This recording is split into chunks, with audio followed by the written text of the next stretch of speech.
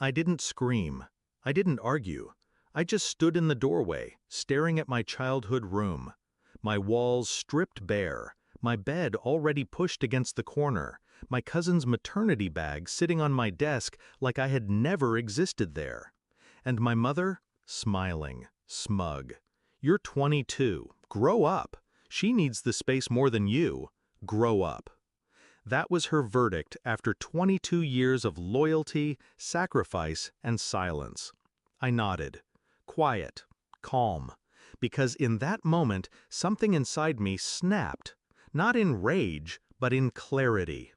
That room wasn't just drywall and a bed, it was the last piece of me they hadn't already claimed. And now they were erasing me completely. So I smiled faintly, walked upstairs, and began folding clothes into my suitcase. I should explain, I was the invisible one in the family, the reliable one, the one who gave while others took. Babysitter, chauffeur, therapist, maid, whatever role they couldn't fill, I filled it. And every time I asked for a shred of recognition, I was told I was overreacting. My cousin, golden child since birth, got showered with love and protection. Pregnant at 20? She was brave. Dropped out of school? She was finding herself. Me?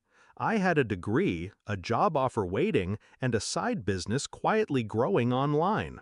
But to them, I was still just the spare. So when my mom shoved my suitcase toward me and called it growing up, I realized she had no idea who she was talking to. That night I didn't sleep. I planned. See, the house wasn't really theirs, not entirely. It had been willed jointly to my mother, my aunt, and me by my late grandmother. They forgot to mention that little detail. But I knew. I had the documents. For years, they treated me like a tenant in my own home, blind to the fact that I was part owner. I kept quiet because ownership meant nothing while I still needed their roof. But that changed the moment they shoved me out. So I packed, not just my clothes, but every valuable I could claim. Antiques my grandmother had left specifically to me. The files, the jewelry, the paintings they never even noticed were insured under my name.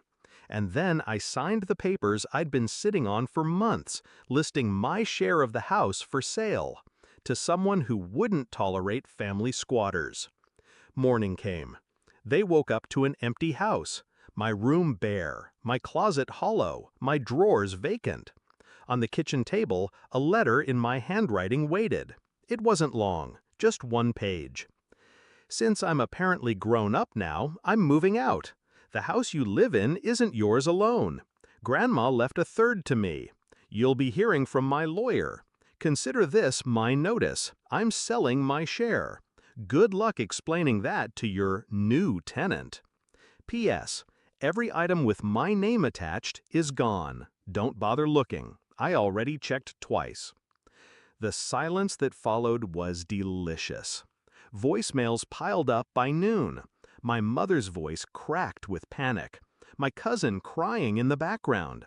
My aunt screaming about betrayal. I didn't answer. Instead, I checked into a hotel. Slept better than I had in years.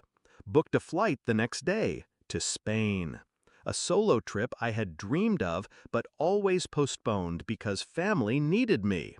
Now, they could need themselves. Weeks passed. The house went into chaos.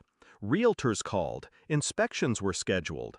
My mother begged me to reconsider, claimed I was tearing the family apart. My aunt accused me of greed. I let the lawyers handle it. Cold, professional, clean. Every time my phone buzzed with another plea, another insult, another guilt trip, I sat on a balcony in Barcelona, sipping espresso, watching the ocean, and smiled. Because for once, the weight wasn't on me. It was on them. The climax came fast. The buyer pushed through, unwilling to let extended relatives delay the deal. My mother and aunt scrambled, desperate to buy me out, but they couldn't afford my share at market price. They begged me to accept less. I refused. Calmly. "I'm grown up now," I told them. "I don't need charity." It stung. I knew it did.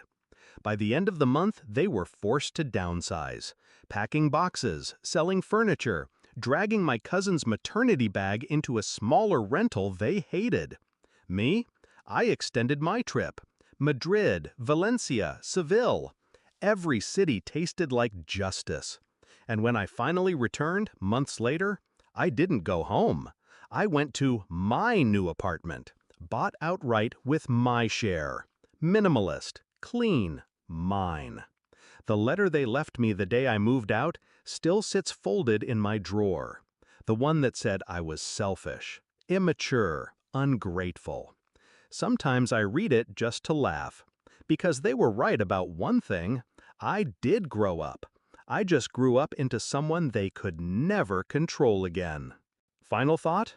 They thought they gave my room away. What they didn't realize is that I took the house with me when I left. And the freedom that followed? That was the real inheritance.